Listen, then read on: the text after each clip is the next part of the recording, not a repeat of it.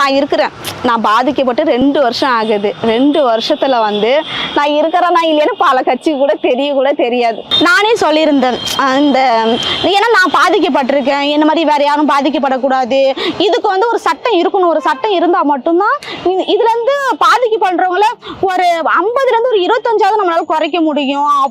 அப்படிங்கிறப்ப தனி சட்டம் இருந்தா மட்டும்தான், கண்டிப்பா தனிச்சட்டம் இருந்தா மட்டும்தான் இது நடக்க முடியாது. ஏன்னா இப்ப நிறைய இதுக்கு சட்டம் வந்திருக்குது, தேவையில்லாததுக்குலாம் சட்டம் போட்டு வச்சிருக்காங்க இல்லைங்களா?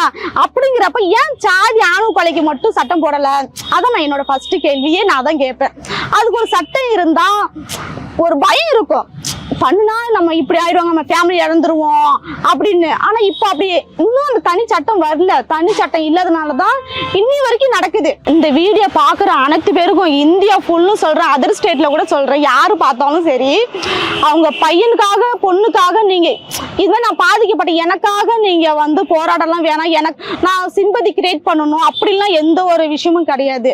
நான் பாதிக்கப்பட்ட மாதிரி உங்க பையனும் உங்க பொண்ணும் உங்க வீட்டுல உங்க சொந்த பந்தம் யாருமே பாதிக்கப்படக்கூடாது அப்படிங்கிறதுக்காக மட்டும்தான் நான் இந்த வீடியோவே நான் கொடுக்குறேன்.